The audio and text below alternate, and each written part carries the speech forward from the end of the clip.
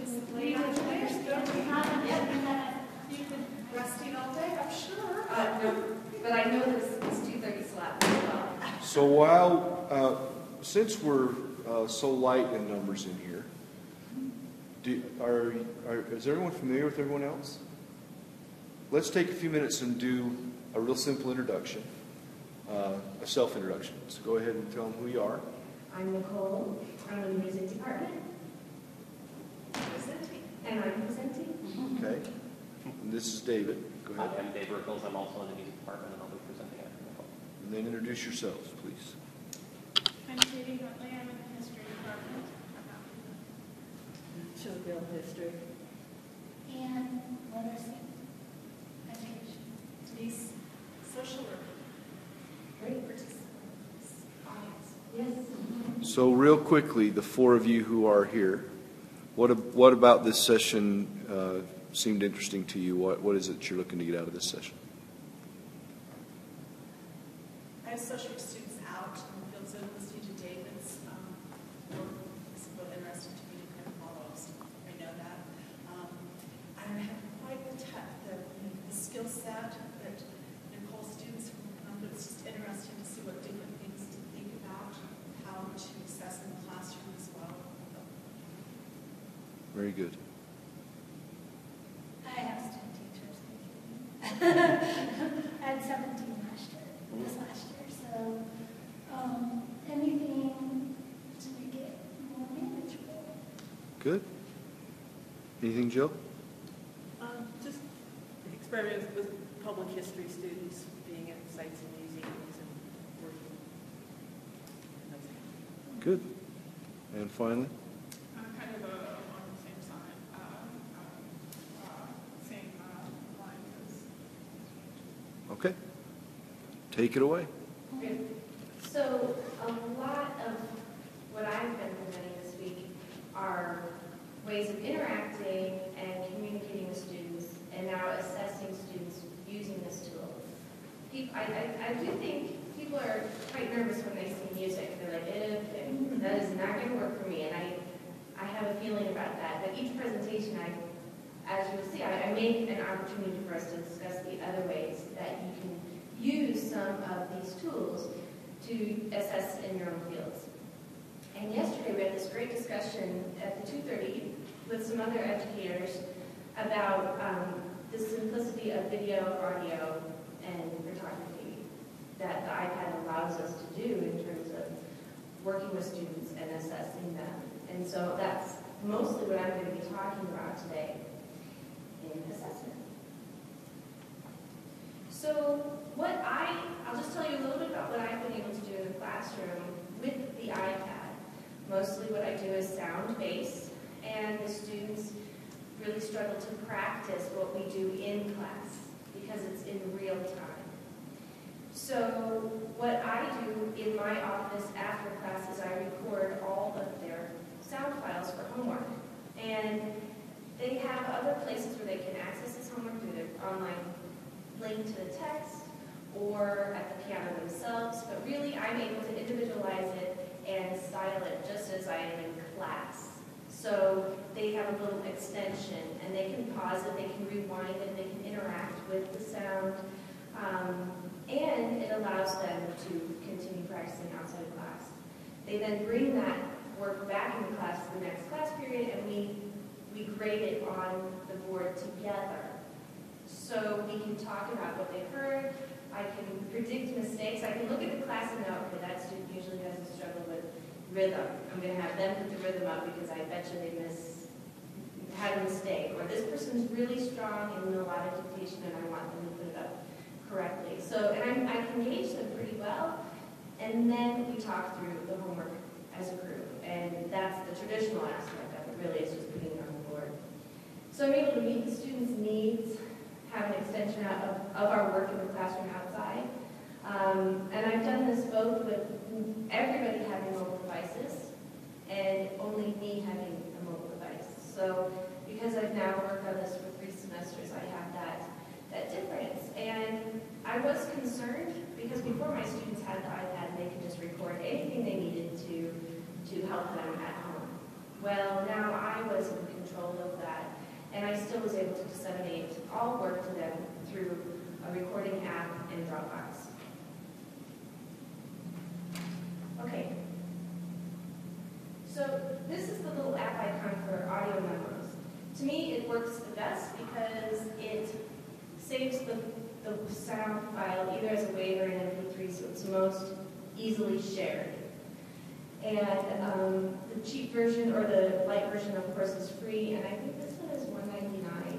For me, it's absolutely worth it. It's better than Dragon, or I think there's a free version that comes with the iPad.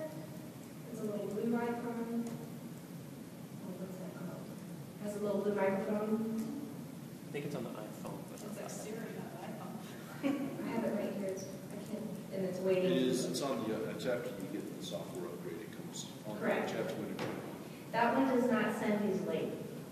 Audio memos is the one that is easiest to send, and I'll show you how to record and resend out. So through this, I'm able to do recorded homework, in-class assessment, record their sight singing in class. So I do live recordings of them that they later then access on Dropbox to listen, and then they do a self-assessment of their singing in class. You're going to hear an example of that. And yeah, and that's how they outside of class self-assess. So the first sound file is homework that I've recorded.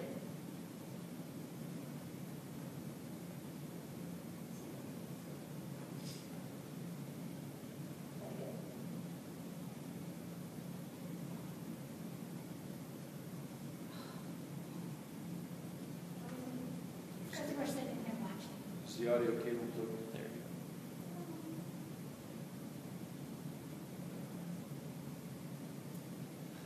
Yeah? go.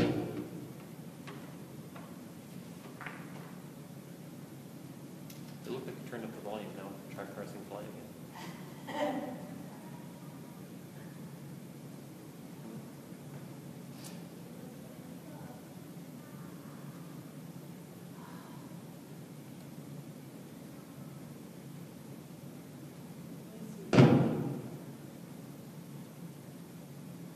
Just play it for me at home.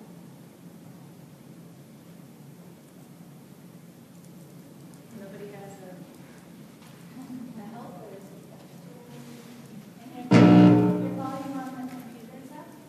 Your laptop volume, you can turn it up quietly, not like, because now I you just have to start.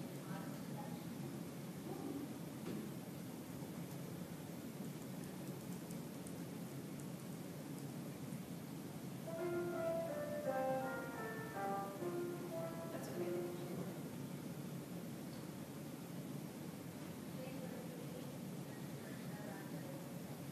So I'm giving instructions, singing to them, playing with them, leading them through the exercise, just as I would if I was with them in class. I want you to hear the students singing.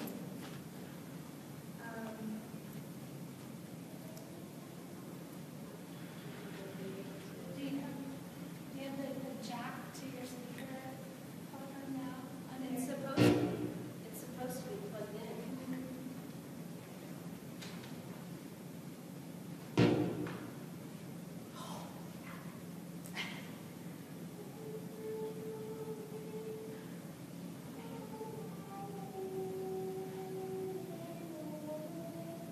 This is a student.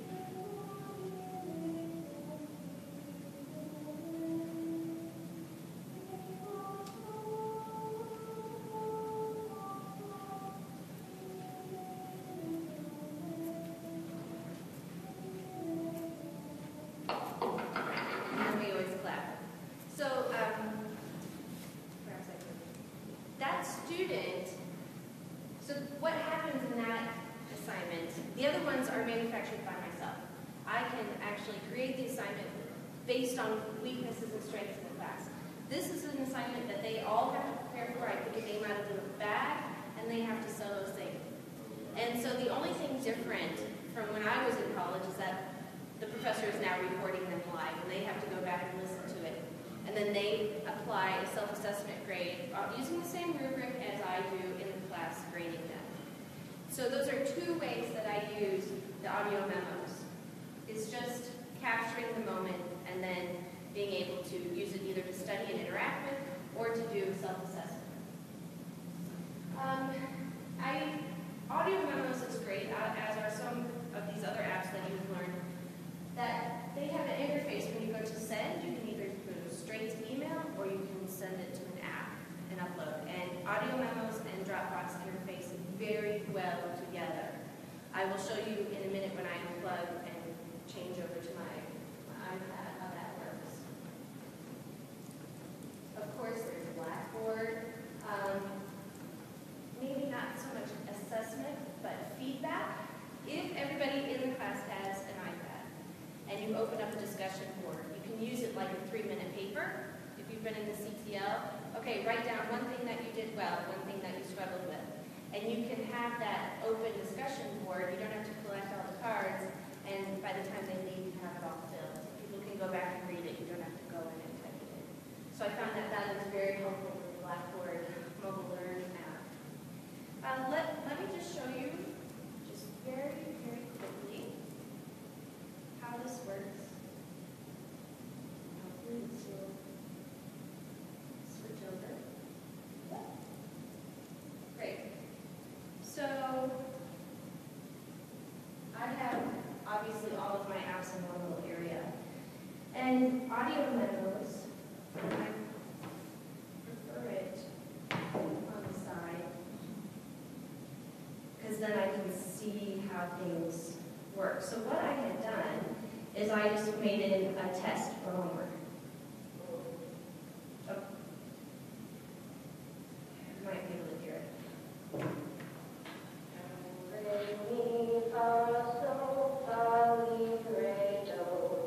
I just recorded something easy. Pause. And what I want to do, if I wanted to go back in here, I could rename it. I could call it Test 1 and Done. Then I would want to send. You push send. If you email it, it'll come up with the interface. You can put the address in there and then the subject and then hit email. Or more, and what pulls up our apps. And here, when you push the Dropbox, boom, Dropbox opens for you. It's just great. And this is my true Dropbox. And what I would do is I would pick your training, and then we've just done it in the spring, and I'm going to call that homework. And then I would push upload. And it goes right in. The students have it instantly. Do you want me to show you that again? You got it? These are other photos I used in a different session. So that interface is just fantastic for me. It allows for quick communication, and the students are prepared for the next class, which is great. Okay. Since there's just a few of us, we had a really nice discussion yesterday because there were so few of us about how these things are used. And so I have a couple questions for us, and maybe we can take a minute to discuss them about what apps you might use to assess, and how would you apply it. So just think in your head real quick, and then we'll talk about it. Choose an assessment technique that you're currently using. Maybe a couple of objectives of why you're using that assessment technique, or how it links to the assignment. What apps would be applicable for you in that assessment, and then how do you integrate those things. So I can definitely move away from this formal podium, and we can have just a little discussion if that's okay. But you might be burnt out of ideas. So what's just a typical assessment that you use? We use essay exams. Okay. History. Yeah. Yeah, It's a lot of writing. it's a lot, yeah, they're very, right. Absolutely. The people that we were in a group with, wasn't there boards that had historic pictures. They were doing a virtual museum tour. Field trip. Leslie. Yeah. Also, just in terms, thinking of field work and stuff like that, assessing students with a lot of daily journal entries and stuff like that about what they did when they were in the field and that sort of thing. So we're oftentimes very reflective, and like a lot of times you're encouraged as a field director to do things like record like what is the mood in the trench that day and that sort of thing. So. And then do students get that feedback? Yeah, well, I mean, it's kind of, you think about it then when you're talking to the students and talking about the analysis of what you found and stuff like that, because people's moods can affect what sort of things they report and stuff like that, so we encourage the students as well to do that. Have you talked about the wikis? The wikis? Yeah, we talked about it. Yeah. I think those are great ways to coordinate specific discussion groups. It's student buy-in is not always as open as you think it might be, because you have to teach them about the wiki.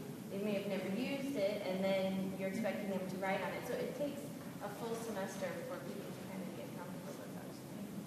Do you use audio memos as a way to provide students feedback on homework individual rather than handwritten feedback? All of my feedback is personal and verbal. So when they've done the homework and we're in class, that's where they get me. They get me commenting and working through it and talking about the problems. When they've sang in class, I've often already given them feedback. I'll say, when you go back and listen to your recording, check your pitch. You'll notice you went flat. Or on the second time you sang it, you fixed measure 3, note 2, right?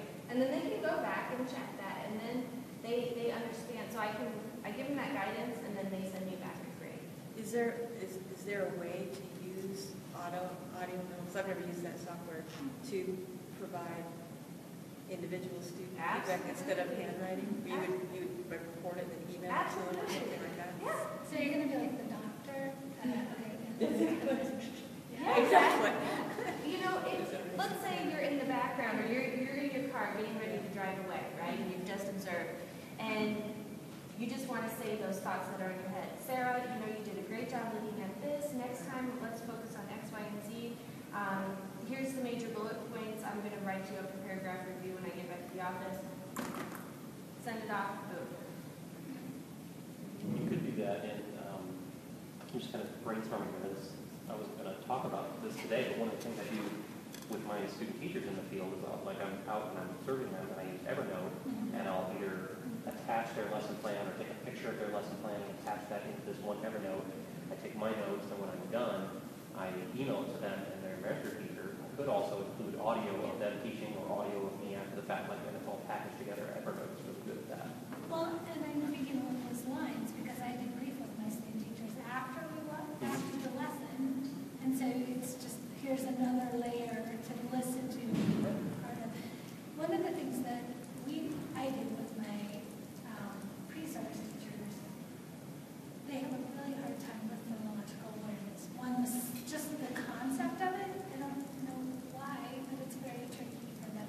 And in particular, concepts like segmenting and blending. They want to collapse the two, or they use them interchangeably. So I could see using this as a way for you demonstrate to me how to blend or how to segment this word, and then how to blend these sounds, and getting them to play with it that way, because it's something we do it in class, we practice it with kids, and they stick.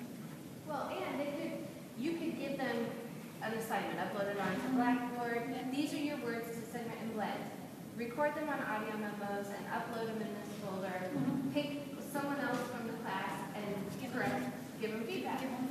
Yeah. It's the easiest way of communication and extending the classroom.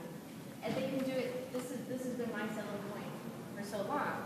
It's a virtual lab. It's a virtual practice room. It's a virtual place where that student who really only has at 12:15 the night before class to do it, to still know that they can do it.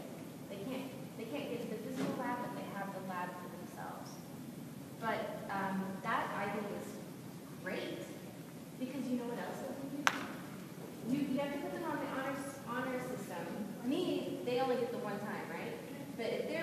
producing the audio memo, if they mess up, they can always redo it, right? You can say, I want you to record your first take and your second take.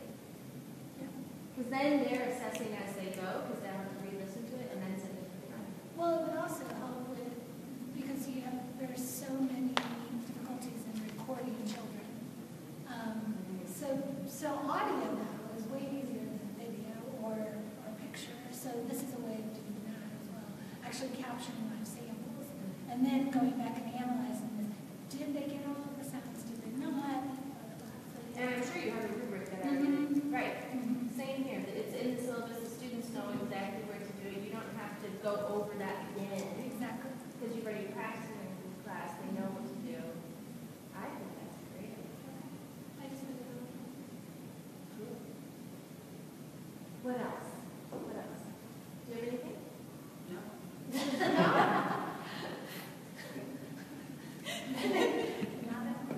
No, I do videotaping and using videotape classes, that sort of stuff. Looking at this is really good. Yeah. I mean, video, audio, and photos. That's all you do, which is all I do. I don't do this Doceri. I wish I did, because it's so cool, but I don't need to teach that way. I have a different tradition of teaching in my discipline where I don't have to have that. If I was in Music 100, I'd be all over it, with those large classes. So, pick something try everything you can, and then you'll be able to weed down to what is the most helpful for you, even if it feels insignificant and easy, like recording yourself and sending it to someone. Yeah, but I think one of those things that has been problematic for my students has been that personal connection with you or with me. Yes. And so here it is a way for you to have that connection. You are in their bedroom at 12:15 at night with them. Not so good. No. I know. But really, they have your pacing, your voice. Yes, by the end of the semester, they need to be able to be on their own 2 feet. But in the process, they need that. But if you turned it over, if it started out where you were being the stronger scaffold, where you were giving more and then you changed it over so they were then creating it. I need to do that. Then, that's the evolution of. I could have parents recording homework and then posting. That's why that's super flexible.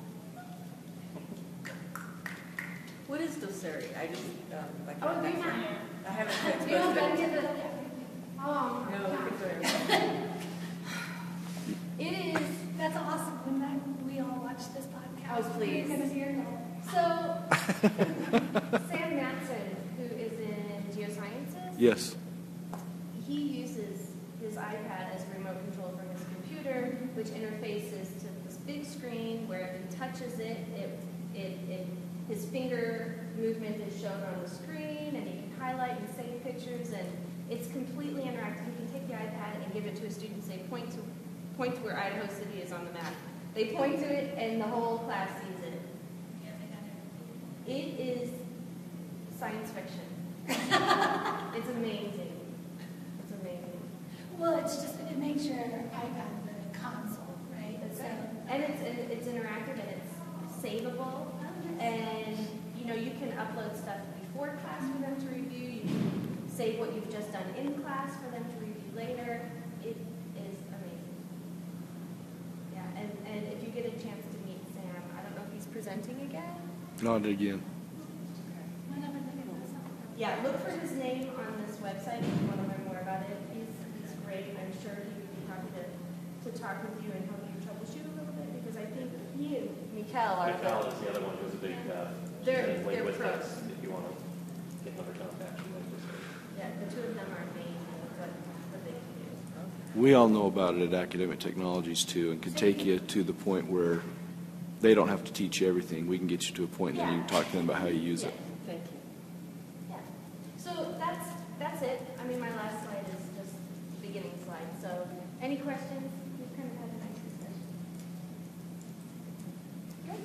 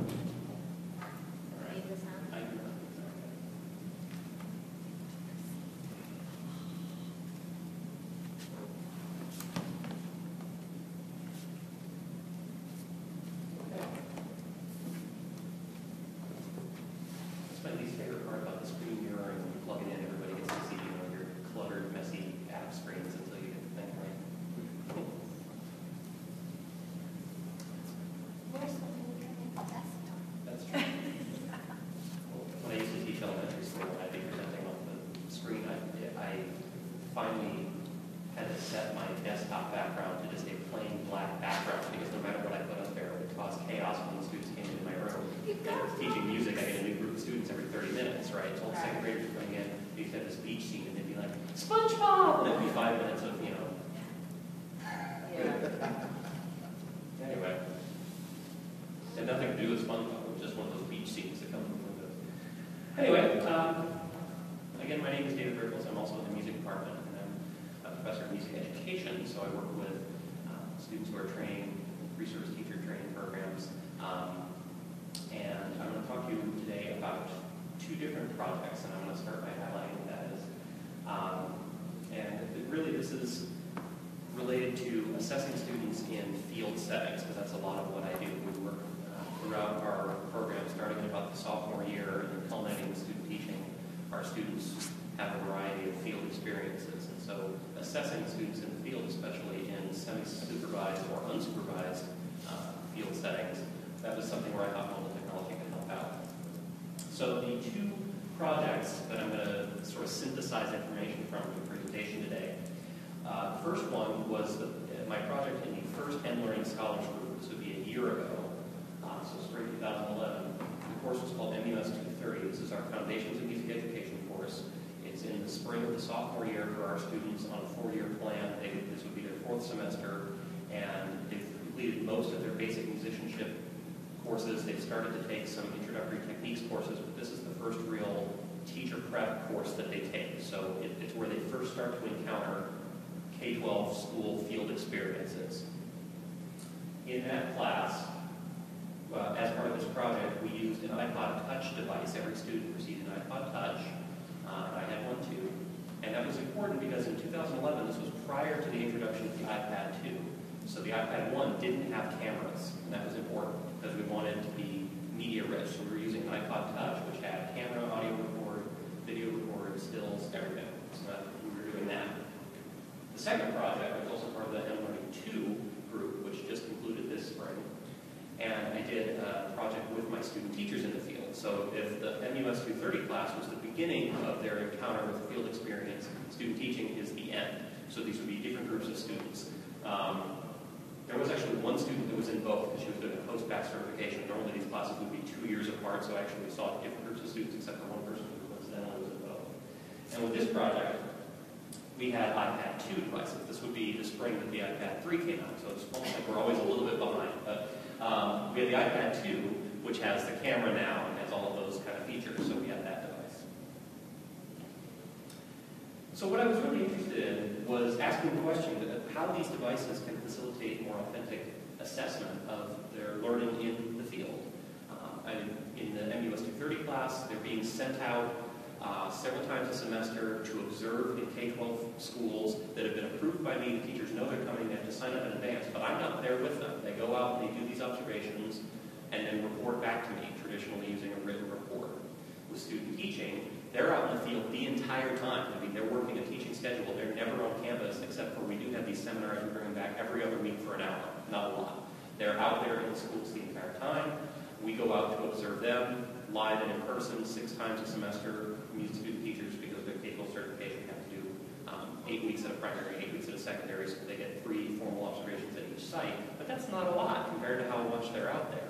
So we're looking for how are some additional ways that we can do some assessment with either of these devices, the iPod Touch, in case of one project, or the iPad 2. And so the idea was to think of, well, what can these devices do that your basic written reports or even your in-person observations can't do? So how can we open that up? And these are some of the possibilities. And this is a combination of things from both projects, and I'll walk you through what each of these are. One of the assessment options that I used, and in the case especially of the MUS 230 class, they were actually given options, and they got to choose which thing they wanted to do instead of saying, you will do video or you will do this. They got to choose. With student teaching, partly because they were more advanced and they were doing more teaching, I tended to push them more towards video. But you will hear me say options several times because they often did have options. This is an example of a video assessment from a student's observation where they went out and observed another teacher teach. And instead of sending in a written report, what they did is they took video, they clipped those videos together on short video clips, you can upload them to YouTube, and then YouTube has a built-in editor for free, like normal free account, where you can stitch together which videos you want. And they had an assignment to put together an 8 to 10 minute video that they would send me with annotations. This text on the top of the screen was part of the video they sent me. Once they upload the video to YouTube, from the YouTube website, you can go into the annotation editor and you can put text, arrows, call-out word boxes. So what they were assigned to do was to show me an 8-minute excerpt of what they saw with their reflective comments as it was going. So right here at this moment in time, the student was telling me what he thought, and you can read about the comments there. He's giving me a really interesting reflective piece on what he saw in this moment, not just, here it is, you see, but here's what I saw and here's what I thought about. And that's what I was really trying to get at beyond just the normal written report of they did this, they did this, they did this.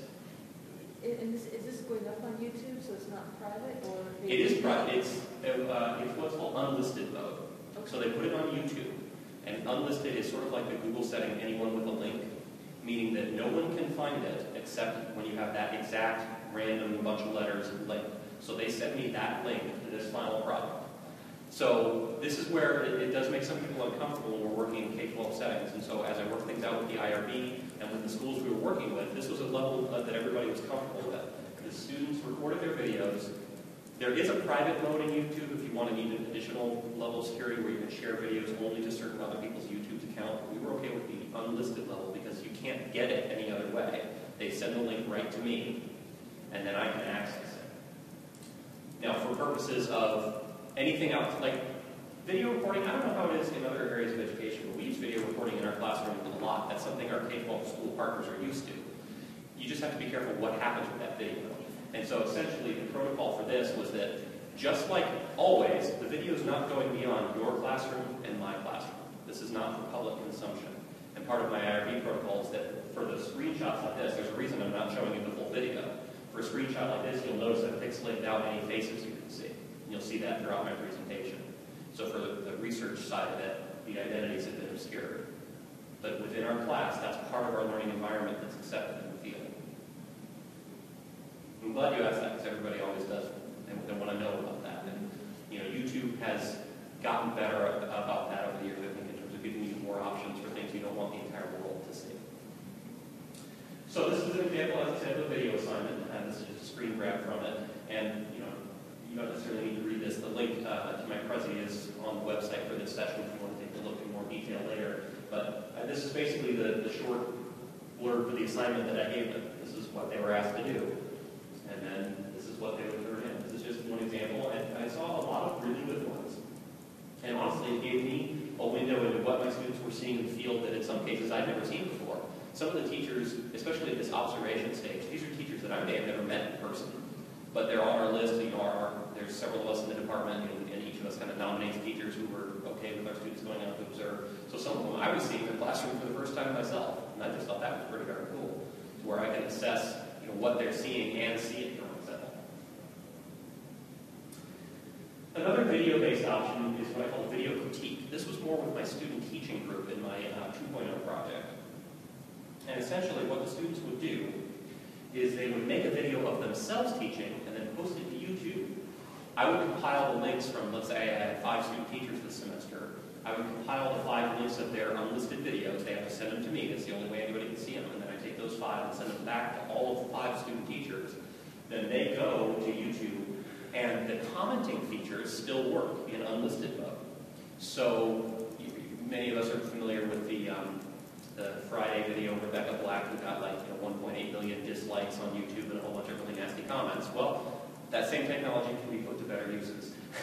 So we can have the students going to the YouTube video and then commenting. And I prompted them for some things because if you just let them comment on whatever, it's not always as constructive. So I put some prompts on there. And then this is just one comment, but it keeps going down the page for everybody who makes comments. So you can see, here's the video. I asked them for a 10-15 minute video clip of their own teaching in this case, and then it would go up for peer critique. Also use this same protocol for self-critique. I can comment on these and provide feedback to the students. It's basically just using the commenting mechanism in YouTube, which is designed to give feedback on videos to give feedback on videos. It seemed like a very natural fit. This one is entirely on the device. The YouTube built-in app on either of the devices supports supports the commenting. You're logged in with your YouTube account and your comment is registered. You can see I've obscured the names, but those little blue pixels are that says who made the comments, and you can give critique that way. I should mention the previous one when I was mentioning the annotations, the on-screen annotations, that you actually have to do from a website and the normal YouTube Flash-based player. That's beyond the device. So in that case, the device was the capture and some basic editing to send it to YouTube, but the final kind of post-production of putting the annotations on there had to be done from a regular computer. So I just want to differentiate that. And it worked. I still think the mobile device made it work incredibly well to have as the capture device and your sort of pre-editing. But that first assignment did require some use of a computer beyond the mobile device. This one, however, all on the mobile. Another type of assignment I was using for fieldwork was the blog assignment. And when I set this up and when I talked to the students about it, I asked them to sort of think like Twitter, but not use Twitter, because Twitter doesn't have enough privacy settings for what we wanted to do. This wasn't designed to be a free-for-all. So in the case of this one, this is actually a WordPress blog. There were several sites that they could use, but we found an app that they could use for free that would allow them to blog connected to their account, but do it offline, because out in the field they're not going to have Wi-Fi a lot of times, especially in public schools. So we found an app where they could blog offline, and once they got back to the internet connection, just hit post. So the blog assignment, I asked them to think like Twitter, and to basically, what I call a live blog, a series of short tweet-like things of what they're seeing, what they think about what they're seeing, and then write up a little bit afterwards. So rather than it just being a mobile version of the field report, which was to reflect on afterwards, the idea is you're getting a stream of consciousness in the blog setting, so I can really assess what they're seeing in chronological stream of consciousness order. And so you get these kind of comments. You can see, really small things like the teacher's drinking his coffee now, and that cues the students that they're about to begin, and here's what's going to happen now, and you're really kind of seeing it as it develops.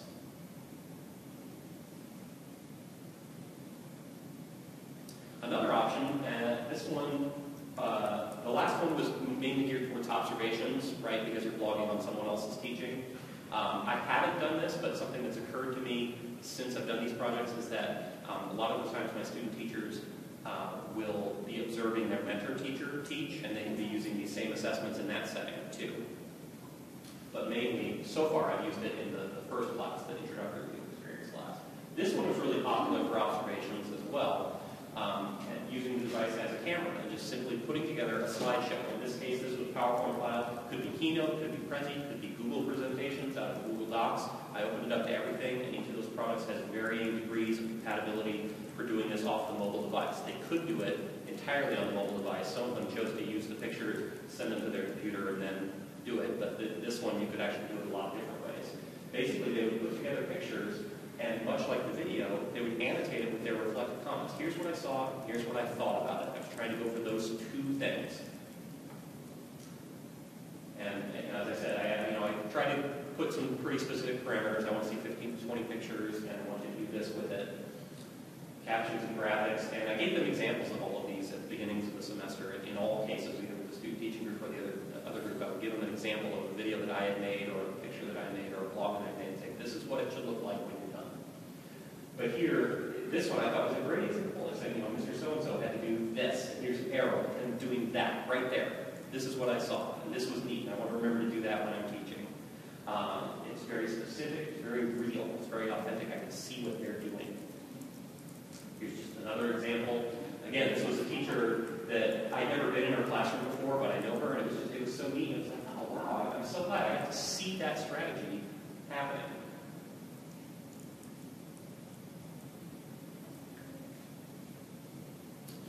Another strategy, this could be either for observations or for the students doing their own teaching, or really, in the case of your other disciplines, any assignment really. This is audio-based, podcasting. They would record audio clips of what was going on, their own teaching, their observing and teaching, and then once that was done, they could splice it together in an audio editing program. There are some available on the mobile devices, or they could send it to a computer and do it there. It's cross-domain, device agnostic. But the capture of the mobile device is very useful. They could capture the audio, splice it together, interspersed with their own comments, and they've got a little podcast of what it is that they saw. So in this case, the blue is the person making the comments afterwards that they've spliced in, and the black one, this is an audio transcript, basically, it's a transcript of the podcast. And the black is the audio of what actually happened in the classroom. So you can see how they, in this case, the student has spliced together what she saw and then her reflective comments after the fact, and put together a little presentation, essentially, of what she saw.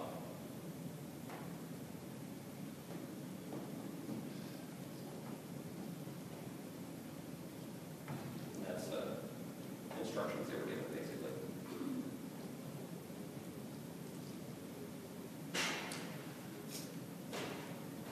As I said, this was from 2 different projects, and I have data from each of them, some survey data on what the students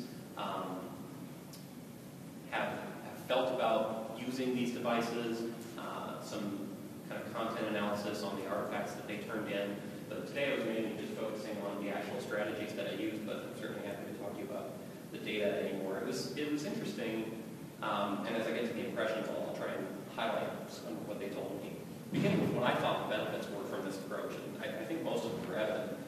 The biggest thing for me was that using these multimedia tools instead of just the written report, in some cases, actually made me feel like I was there too with them. And that, I think, richens the assessment quality even beyond ways that I can discretely quantify. It feels richer to be able to assess when I can see what they saw. It's, as you're particularly interested in, it can function as an alternative to those additional sites, travel visits out to these sites. As I said with the observations, I wasn't going with them, and so I'm now getting to assess in ways that I couldn't before. With student teachers, this was functioning in addition. It was almost like extra visits. They had to do 2 or 3 of these video self-critique, peer critique assignments in addition to the 6 in-person observations that we already did. So it was sort of opening up even more visits, right? Having the students actually submit artifacts to support their reflective comments, I felt heightened the authenticity of it. And when I was comparing their written reports to their artifact-based, here's a picture, here's a video, here's audio of it, it seemed like it really made them think about it more.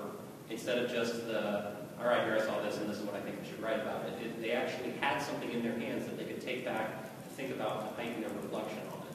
And this idea of reflective teaching is something that's really important in the development of pre-service teachers, to getting them to be able to think about their own teaching and not just be monkey see, monkey do. Essentially, that's what reflective teaching is going after, and so this seemed to really help with that. Allowing them options, giving them the chance to be creative, really seemed to spark their interest in some cases, especially with the sophomore group. The student teachers, not so much. Maybe they were just a little bit more stressed, a little bit more jaded, a little bit more overwhelmed because they were out in the field. For many of them, student teaching is their first full-time job. I mean, they're out there all the time. But there was still the idea of letting them be creative, do something other than just writing. I mean, you could talk about domain-based learning, you can talk about Gardner and multiple intelligences, and I think that the mobile device and using a different media, you can make some arguments for why that those kind of options can help students learn in some different ways or demonstrate their learning in different ways, perhaps. And the opportunity to self-assess and peer assess their work in new ways. This was something that we hadn't really been able to do before, especially with the student teachers. We get everybody together in a group once every 2 weeks for an hour, but now they can virtually be getting together, and my presentation yesterday was more focusing on that aspect of the learning community, that we were able to connect with each other regardless of being in the same physical place. We're redefining what place means. We're all coming together on YouTube and peer critiquing and learning from each other instead of just what I can do with this person, what I can do with this person. We're now creating new ways to work as a learning community. Now, some of the drawbacks that I noticed that I thought kind of ran up against, there are those inevitable technical issues. The video assignments can be time-consuming to get the students to learn to do it.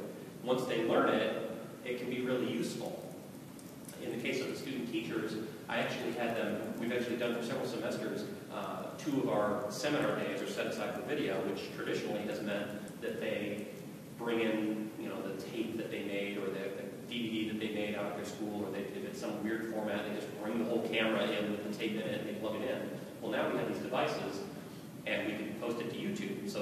that even more rich, but the first time I made them do a video assignment, we brought it into class and we all commented on each other's in class so I could help them, and then after that, they could do it without being in the same room. But it took that level of training, and some of them resented that. Some of them were like, why are we spending time on this when I need help with X? So it was an issue. You know, you just have to sort of recognize that there are going to be some time trade-offs to be able to get the benefits on the other end. And that's kind of the second drawback, that it does take time away from other things. I think it's manageable, and I think in my case, I felt that the trade-offs were okay with me because I was able to blend it with things that we were going to do anyway.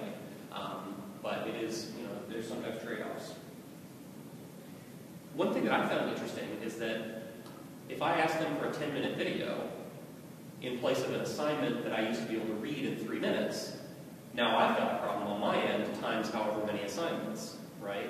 Because if I'm going to grade them in real-time media, audio, video, not so much the photos, but audio and video, it's real-time media. If it's 10 minutes, it's going to take me at least 10 minutes to grade it. That was something that I hadn't considered before this project, is that those kind of things can pile up, and that's part of the nature of our art form of music, that it's temporal. And so I should have thought of that, but I didn't. And so in some cases, started to pile up a little bit for me. I think worth it still, but it's just something you have to consider. What are you going to replace with this, and how is it going to compare? Some of the formats generated more quality student work than others. I really like the photo slideshow. I really like the peer video critique. The audio podcasts were sometimes a little bit iffy. It may have just been students that chose them, but I think all of the things I showed you are maybe not created equal, and that's something to keep in mind if you should ever try any of these things out. As I mentioned before, we don't have access to Wi-Fi in most public school settings. Pretty much the entire Boise district can go to one of their schools. They're not going to have Wi-Fi. You go to Meridian, they all have Wi-Fi, but then they block anything that we want to use. But they're actually thinking about revamping that. Awesome.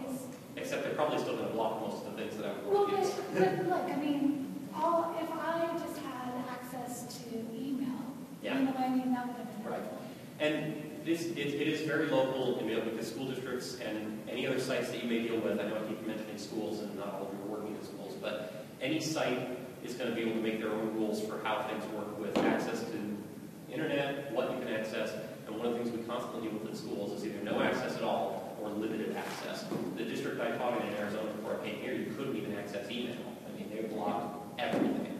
And so it's an issue because it limits some of the potential we have for being creative and finding new things. And we find ways around it, but mostly what we've done in this kind of project is to use the device in the field for capturing, but then the actual posting, processing, whatever happens elsewhere once you come back to an internet connection. And we knew that going in, but it still was a source of frustration from time to time. And as I mentioned before, the student buy-in was a little bit uneven. With the student teaching, with student teachers, I felt like they were just so overwhelmed, which is something we know about student teaching, and we knew that went in. And I was hoping this device would make their lives easier, but I was surprised. There were some of the students that were very technically proficient and were like, oh yeah, now I've got my whole calendar in here, I've got email everywhere. At the end of the semester, I was blown away by some of the things they said on the survey about it. You know, now we spent all this time learning on it, and it really didn't help in my teaching at all. It's just one more thing I hadn't learned. Man. So it's not a magic cure. It's not a magic bullet, but I think it's got potential. It's just a matter of finding the potential and crafting it in the right ways to meet the needs of the students that you have. As I've demonstrated with the artifacts that I've collected from these studies, I think it can really help it assess in some unique ways. But again, it's not magic. It's not going to do everything for you. It's not going to do everything for the students. They're still going to have to learn some new skills. But I do think it's worth it. And whoops, screen's not out. So with that, as I said, the link is going to be on the site for this mobile institute, or if you want to jot it down, I'm going to Google a short link there for you. And then we'll do questions. Because your students do something very similar to what ours do, which is primary and then intermediate, and an elementary and a secondary. So one of the things that we have difficulty, or I have difficulty with, is mentor teachers with two differing sets of expectations. So it's okay to do these kinds of things the first placement, but you go to the second placement, that's not okay. And so, because I'm at Grace, Jordan, and so we have the luxury of those 17 student teachers, 16 of them were in the same building. So, but what we do is we create smaller pods so that the two classroom teachers share 2 student teachers, and they just flip. Yeah. Okay, so this becomes the little community. So I'm wondering if you've done anything with using this kind of idea, especially in that observation time where they observe, to one, help student teachers know what to look for, because that's always tricky, and then 2, to help mentor teachers know how to mentor. You know, we really haven't. That's a really fascinating idea, and it's something that I don't really think we've scratched the surface of. You know, one thing we've been talking about a lot, we've been phasing in electronic portfolios for our music education sequence, where it starts in that FOS 230 class and then culminates in student teaching. And we've been talking about trying to emphasize more using the portfolio as an introduction to your mentor. Here's my work, here's what I'm good at, here's what I'm. So we've thought along those lines, but we haven't quite plugged that into this piece of it yet. Are your mentor teachers open to being coached by you? They are? I mean, the beautiful thing about Grace is I've been there since it opened, so, and I was with the principal and some of the teachers before that, so we have history, Yeah. which is Right. amazing, it's so much easier. Right. I think in music we would have less Yeah. openness. And we have less choice. I mean, honestly, most of the time there's 1, maybe 2 music teachers per site, so we don't have that. Or one shared between 2, Yes. 3, or whatever. Fine. Yeah, it gets interesting sometimes, but I know what you're talking about, because one of my students, her first placement, the teacher also had an iPad, and they were iMessaging each other, about, talking about lesson plans and night reporting. So there's all these things going on even beyond what I've shown you. Like there was this interaction that started happening because they both had this shared connection through the mobile device. But then when she got to her second site, that didn't exist anymore, and she in her journals noted some frustration about that. So yeah. So then the next thing is, this was part of the hidden learning part, so that's why the students had the devices. What happens when your students don't have devices? Yeah, no, you're absolutely right. I tried to design most of these assignments around, as I said, this kind of device, non-specific. And so really, you could do everything I've shown you here today with a video camera, with a still camera, with other brands of phones or tablets. So I don't know how it's going to play out. But I was thinking about that when I designed this, and the idea is that it uses, when I started out, I very specifically had in mind, I don't want to get into this app and this app and this app. So nothing that you saw here today was app specific. It's all services that are out there, services that are available across multiple devices, including non-smart devices or single-purpose devices like a camera or even one of those little voice memo things that a reporter would use. You can do all of this in other ways, and so I'm hoping that continues to make those options available even when they don't have a device. Here's a question. Okay. You got your intro to music ed students or intro to ed, and you're required to buy an iTouch that lasts you for the rest of your degree. The difficulty with that for us would be that the uniformity of use across the discipline. So that everyone would be doing something with Well, it. right. Because we've tried we all have portfolios, but it becomes really tricky. Because it's just inconsistent in the department on who's using what. And how to use it. Yes. Yeah. And that'll be another 35 years, I think. Really? No, I think the university's changing too quickly for it now. I think we're in that. 10 years? I look at like within my underdepartment history, you all made a commitment to use it and do it with yours, but in departments that have varying levels of technology, willingness of, there are faculty that choose to use WordPerfect still. Yes. And when was that last edited? 96, I think, wasn't it? Yeah. Well, I don't think there's anything that's going to fix that. There's no 100% in this game, either with the students or the faculty. But I think this stuff is worth it enough to even take as many people along as you can, and then others will join on. But there's always going to be that, several times a semester where I have to show somebody how to attach something to an email, often the same person multiple times, but. But we put, years ago when we had many students that didn't know Blackboard. I mean, it's almost a given now that you will use Blackboard. Yeah, notice how none of these involve Blackboard. But, different expectations of technology. Yeah. Well, I think I like the possibilities, right?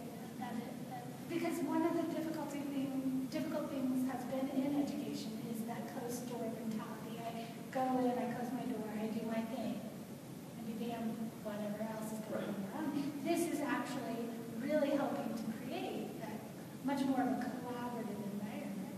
And it could be something that we actually help to change in the pre-secondary level. But going back to kind of your earlier question about the mentor-teacher piece of it, I think there is a lot of room for developing the mentoring capacity of cooperating teachers, and I think that's maybe the next piece of this, and it can be very easy.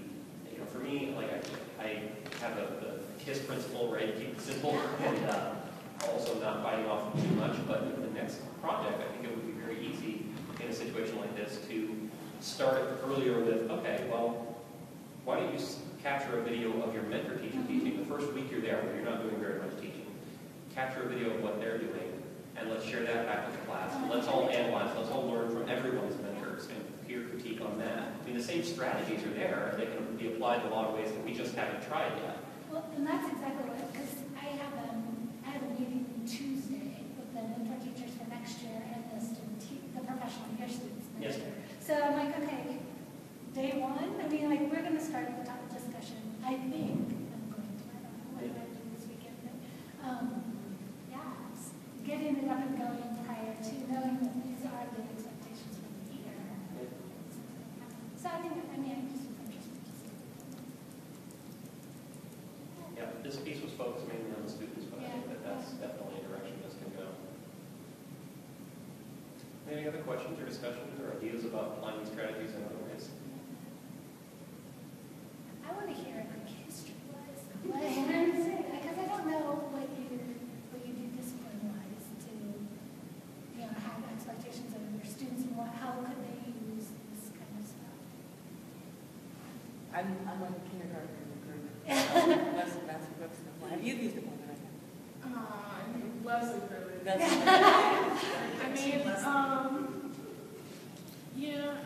I guess the thing I was kind of looking forward to with the mobile technology was, I think, being able to kind of, because also doing archaeology is very physical, very visual. So the idea of being able to use the camera feature and take photos, particularly the mapping features, are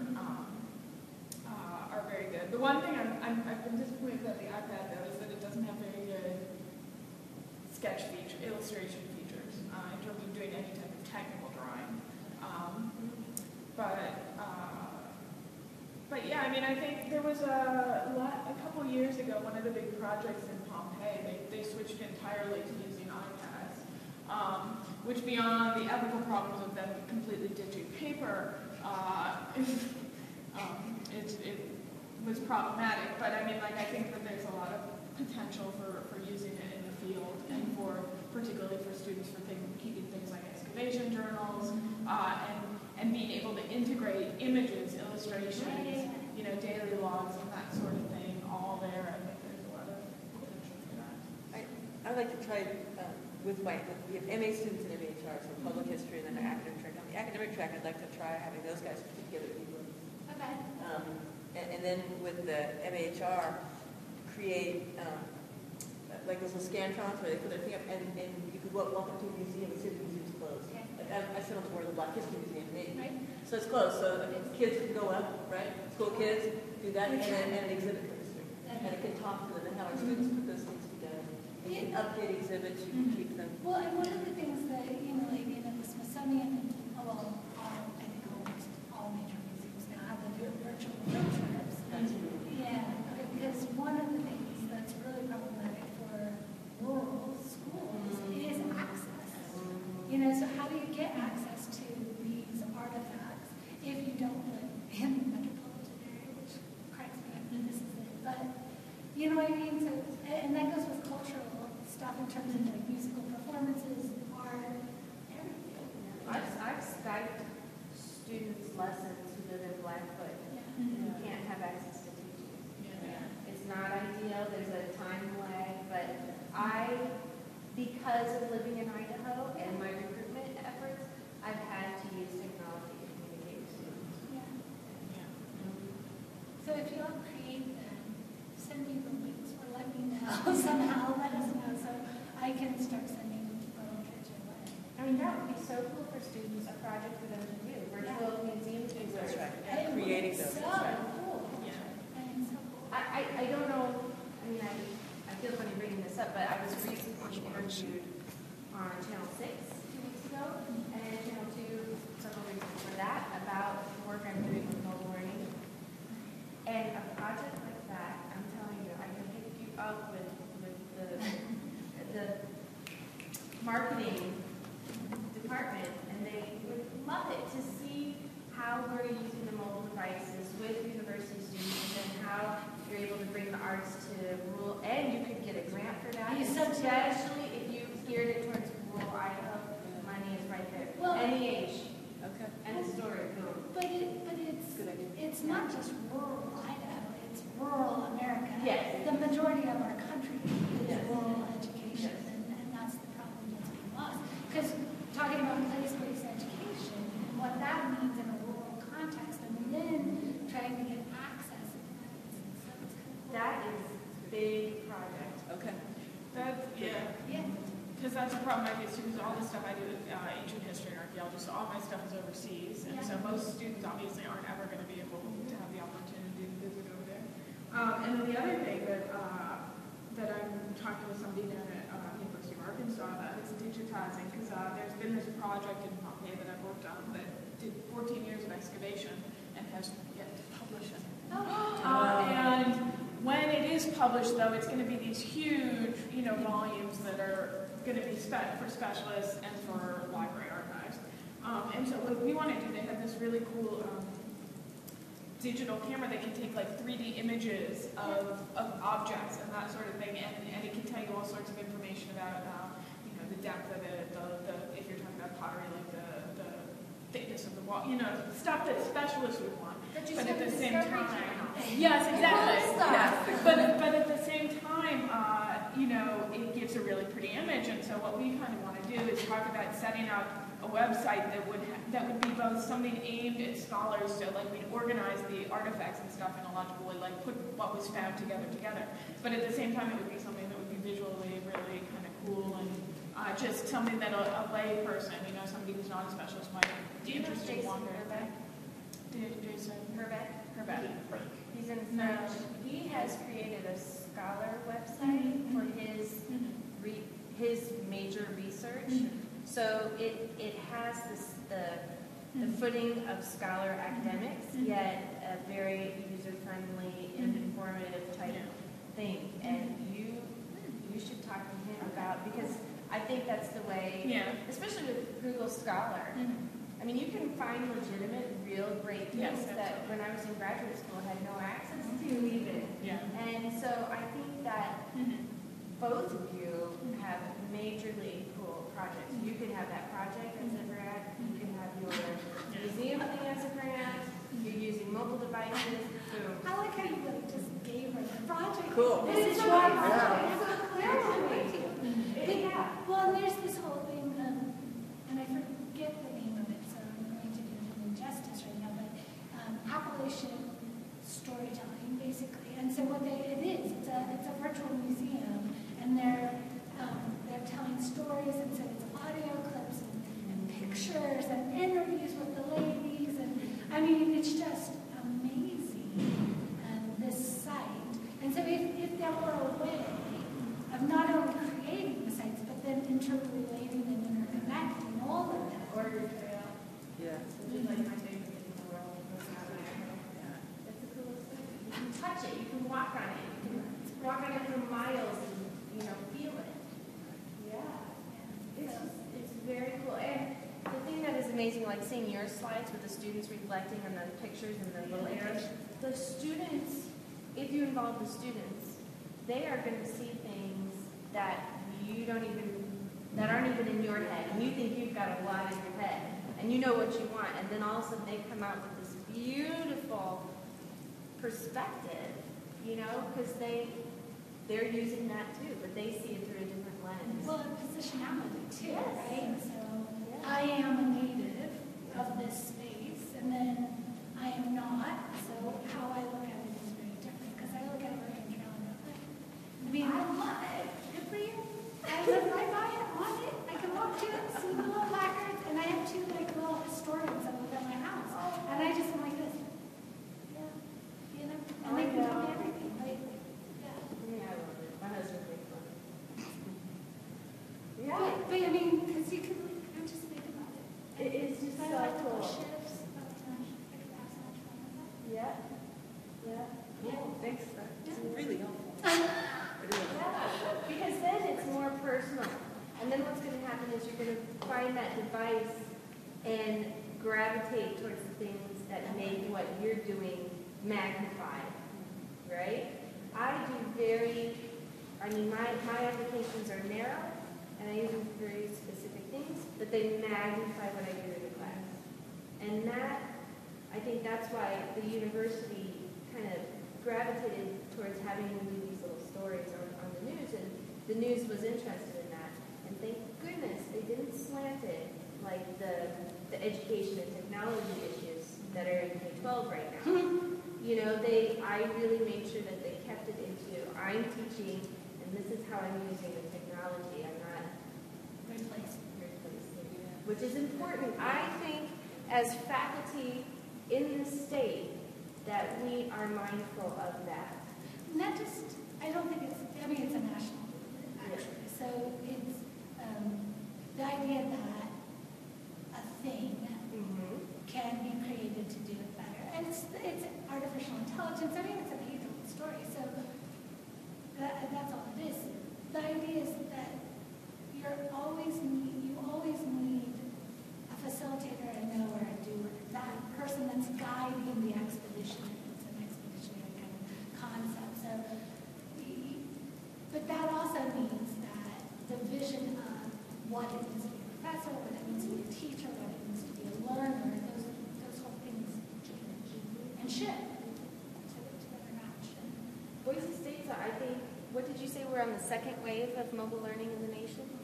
Yeah, we're the second big, and we're already a year and a half into it, right? And so because of that, we're able to kind of still put an imprint on the national movement of technology in education. And I think that's important. Well, I was just at a retreat last week, and we were talking about this internet-based teaching. Like, so EdTech has a purely web-based program. We have several programs, actually, now PhD, everything.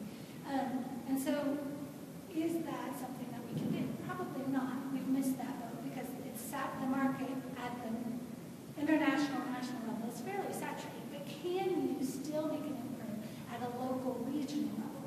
Yeah. And that's where we are. And we can really change, I think, have the possibility to change what it means in the Pacific Northwest. Absolutely. To do teaching and writing in a university context. How many faculty would you say, let's say a year ago, for one faculty who have iPads, how many have iPads in their hands right now? Is it like, has it times 5, times 10? Because You're of talking the issue. exponential. Yeah, here. It's tripled probably. 3 times as What percentage would you say faculty? many. Small. Here, Yeah. Just oh, guess. I'd say 10 to 15% if that. Okay. I agree with that. But there's also, there are the closet iPadders. You know what I mean? Because we have several folks in our department that have the devices figured out, but have never been through any of this stuff. They use it in meetings. Yeah, well, yeah, or they use it, but nobody knows Because we also don't do a very good job of communicating. I mean, I'm loving this because we're communicating and we're learning from others what they're doing and how they're using it. And that's so different from going to a workshop and just being shown. Right. Right, absolutely. I appreciate that. Absolutely. I can't wait to see your grant.